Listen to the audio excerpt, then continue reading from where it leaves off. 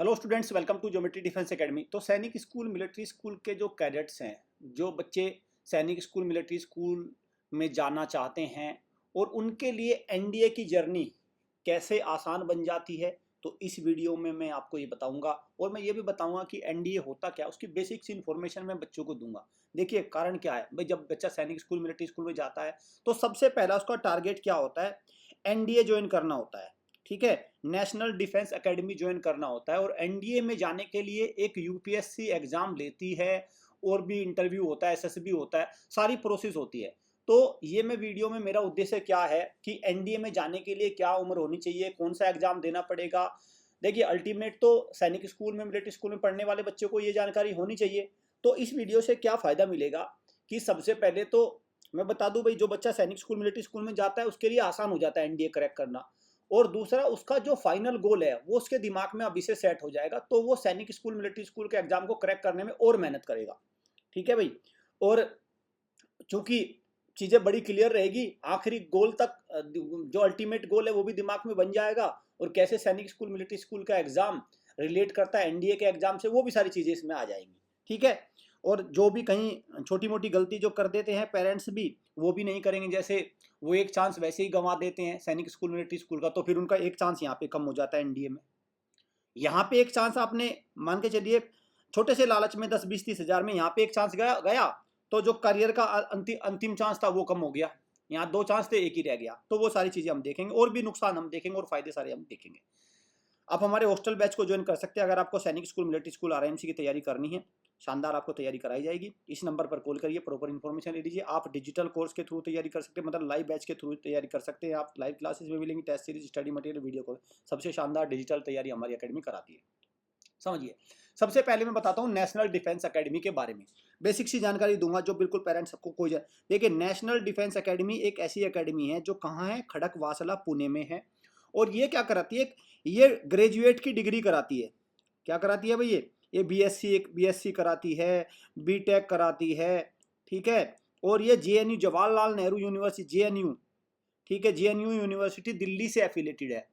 तो इसमें जब एनडीए करता है बच्चा तो 3 साल की डिग्री लेता है। और 3 साल की डिग्री लेने के बाद समझिए, देखिए वो भी बताऊंगा कि पहले एक टेस्ट पास करता है एनडीए का टेस्ट पास करने के बाद, एसएसबी क्लियर करने के बाद वो इस एकेडमी में एडमिशन लेता है। यहाँ से वो ग्रेजुएट की डिग्री करता है। ग्रेजुएट की डिग्री करने के बाद समझिए इस बात को, जब वो ग्रेजुएशन कर लेता है यहाँ से, तो वो फिर 3 अकेडमीज होती है जहाँ पे जाता है। Number 1 IMA Dehradun, Indian military academy Dehradun. Indian air force academy Dindigul Telangana में है। और Ezhimala, Indian naval academy Ezhimala, जो आपका केरला में है। तो तीनों में जो भी वो स्ट्रीम चूज करता है वो उसमें चला जाता है। समझ गए बात को। तो नेशनल डिफेंस एकेडमी एक कॉलेज है, एकेडमी है, जहाँ पे 3 साल की एक ट्रेनिंग होती है, जिसको ट्रेनिंग भी बोलते हैं। उस ट्रेनिंग में बच्चा अपना अपना जिसके लिए सेलेक्ट होता है उसमें वो जाता है। ठीक है भाई। और अफसर बन के जाता है, लेफ्टिनेंट बन के वो जाता है। समझ गए, क्लियर हो गया ना। चलिए, अब बात आती है how to join national defence academy. समझिए बात को। अब मेन तो टारगेट हो गया ना एनडीए, अगर आपने एकेडमी में चले गए तो फिर तो आप ऑफिसर बन ही गए, क्योंकि वहां 3 साल की ट्रेनिंग होती है। तो देखिए, the entrance test of NDA is held twice a year. हर साल में 2 बार होता है, जिसको NDA-1 बोलते हैं, NDA-2 बोलते हैं। एक साल में कितनी बार होता है, 2 बार होता है। जैसे RIMC का एग्जाम 2 बार होता है। ठीक है। द फर्स्ट नोटिफिकेशन ही 1 जनवरी में आता है, और सेकंड कब आता है, जून में आता है। ठीक है। पहला एग्जाम कब होता है, अप्रैल में कंडक्ट होता है। जनवरी में आया तो अप्रैल में एग्जाम हो जाता है, और दूसरा जून में आया तो सितंबर में एग्जाम हो जाता है। इसके 2 पार्ट्स होते हैं। एग्जामिनेशन को जो इसको लेने वाली संस्था वो यूपीएससी लेती है, यूनियन पब्लिक सर्विस कमीशन इसको कंडक्ट कराती है। हर साल फॉर्म यहाँ भरे जाते हैं। ठीक है, समझ गई, यहाँ बात सिंपल सी हो गया।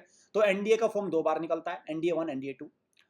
जनवरी में निकलता है तो अप्रैल में एग्जाम हो जाएगा, जून में निकलता है, सितंबर में एग्जाम हो जाए। तो ये बच्चों के लिए बहुत जानकारी, बहुत जरूरी जानकारी। अक्सर बच्चे कह देते हैं भाई, सपना तो देख लेते हैं कि भाई मुझे यूपीएससी ज्वाइन करना होगा, लेकिन अगर बच्चे को बचपन में ही सारी चीजें मिल जाए, जैसे सैनिक स्कूल मिलिट्री स्कूल वाले बच्चों को ये पता चल जाए कि भाई एनडीए का एक ओवरव्यू है, एनडीए में जाने के लिए मुझे ये करना पड़ेगा, तो 7 साल जब वो सैनिक स्कूल मिलिट्री स्कूल में रहेगा तो वो इसी को ध्यान में रख के पढ़ाई करेगा, इसी बात को ध्यान में रखेगा, और पेरेंट्स भी उसको रखेंगे।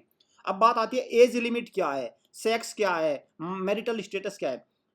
भाई देखो, देखो आजकल बच्चे कोर्ट मैरिज मत कर लेना, पता चला सैनिक स्कूल में चले गए और वहाँ पे दोस्त बन गया और कोर्ट मैरिज करके बैठ गए, बारे में खत्म हो गया इंडिया का खेल। ओनली क्या है, अनमैरिड, शादी नहीं होनी चाहिए, मेल और फीमेल वो ही जा सकते हैं।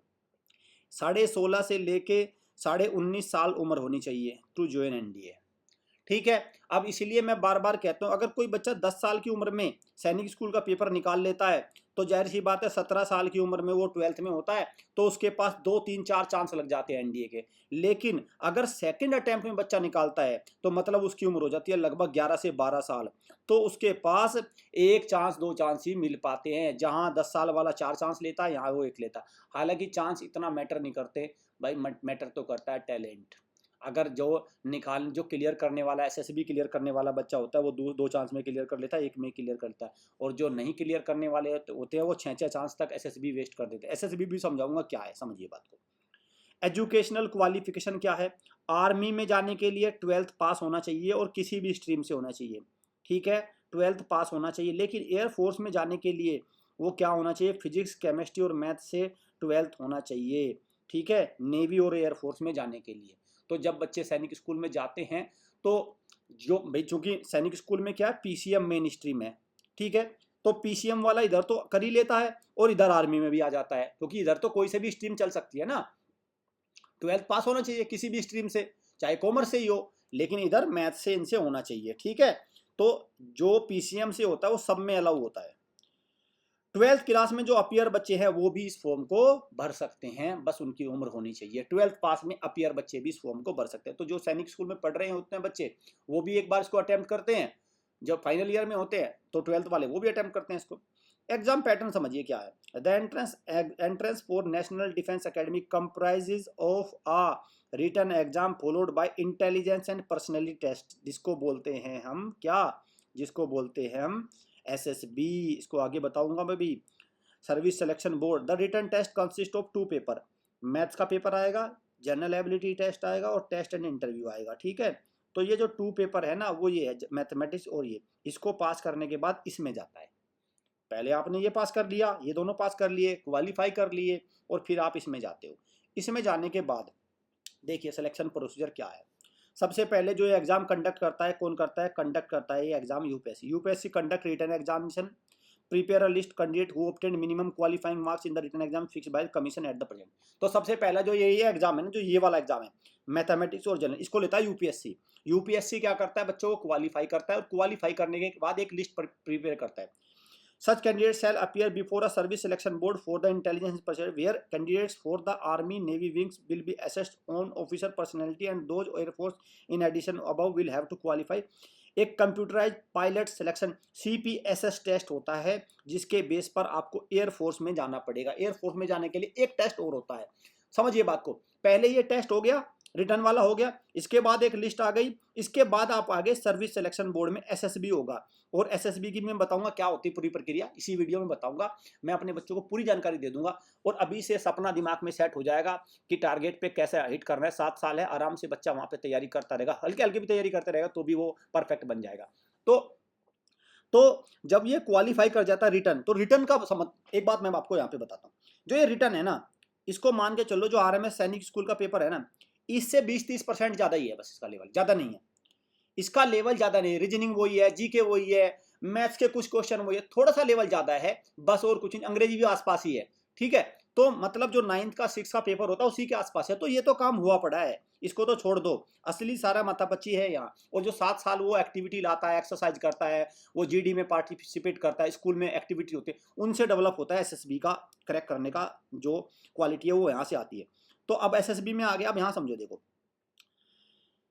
जब बच्चे ने रिटर्न कर लिया, वो एसएसबी के लिए गया, तो सर्विस सिलेक्शन बोर्ड, ये है सर्विस सिलेक्शन बोर्ड, ये क्या करता है, 2 स्टेज में टेस्ट लेता है। देखो 2 stage selection procedure based on psychological aptitude test, intelligence test has been introduce at selection centre. तो क्या होता है, साइकोलॉजिकल एप्टीट्यूड टेस्ट होता है और इंटेलिजेंस टेस्ट होता है। All the candidate will be put through stage 1 test on the first day of reporting at the selection test. सबसे पहले क्या होता है, साइकोलॉजिकल एप्टीट्यूड टेस्ट होता है। Only those candidate who qualify the stage 1 will be admit the second stage. और जो psychological aptitude test pass करते हैं उसके बाद जाते हैं वो इंटेलिजेंट टेस्ट में। अब समझिए क्या होता है एसएसबी को, मैं पूरा समझाऊंगा इसको थोड़ा सा और भी। सर्विस सिलेक्शन बोर्ड क्या होती है, 5 दिन की प्रोसेस होती है, ठीक है भाई, 5 डेज होता है। पहले दिन क्या होता है इसमें, आपने रिटर्न पास कर लिया, ठीक है, हो गया। रिटर्न पास करने के बाद आप आ गए डे 1 में, स्क्रीनिंग एंड साइकोलॉजिकल टेस्ट होता है। This day include officer intelligence rating OIR होता है, and picture perception and discussion test, ठीक है, डे 1 ये हो गया। इसको जो पास कर लेंगे, इसके पास करने के बाद, स्क्रीनिंग टेस्ट को पास करने के बाद जाते हैं psychological test. This phase involve a test series of psychological test including thematic ए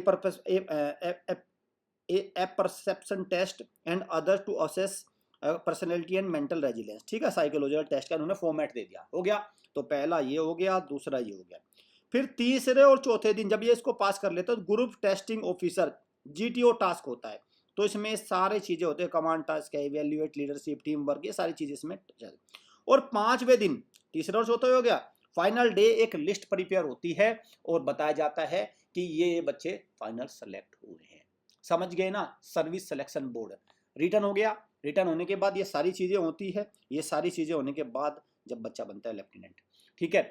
अब ये बात होती है preparation of merit list allotment of subject to the above condition the qualified candidate will be then placed in a single combined list on the basis of total marks secured by it written examination and the service selection board test. Written examination जो होता है वो शुरुआत वाला, उसके भी marks, और इसके बाद एक फाइनल मेरिट बनती है। The final allocation selection to army navy air force will be made up to the number of vacancies available subject to eligibility medical fitness merit cum preference. इसके बेसिस पे फिर ये फाइनल मेरिट लिस्ट तैयार होती है।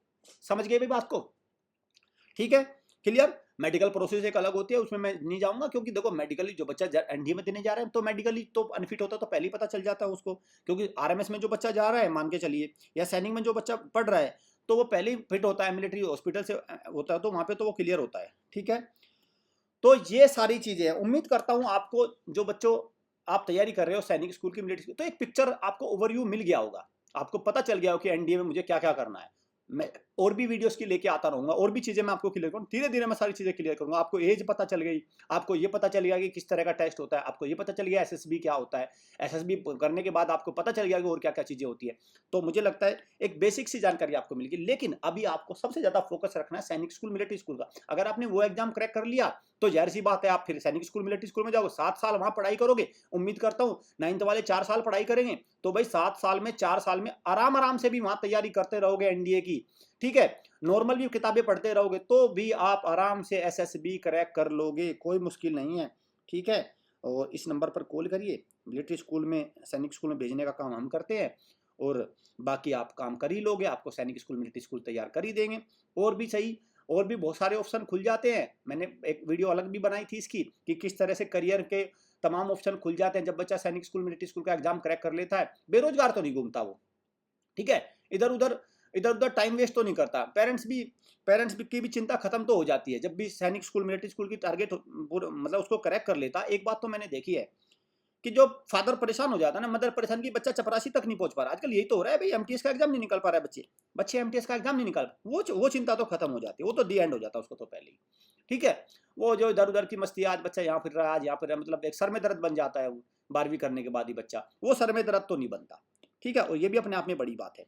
आप हमारे हॉस्टल बैच को भी ज्वाइन कर, इसको डिजिटल कोर्सेज को ज्वाइन कर सकते हो, हॉस्टल बैच को ज्वाइन कर सकते हैं। ये हमारा नंबर है, इस पर कॉल करिए और प्रॉपर लीजिए। उम्मीद करता हूँ इस तरह की वीडियो सीरीज आपको पसंद आएंगी। और भी मैं बहुत सारी चीज़ें लेके आता रहूँगा कि एनडीए के बारे में जो भी जानकारी होगी, सैनिक स्कूल मिलिट्री स्कूल के बारे में सबसे सटीक जानकारी हमारे प्लेटफॉर्म से मिलती है। Thank you students, thank you.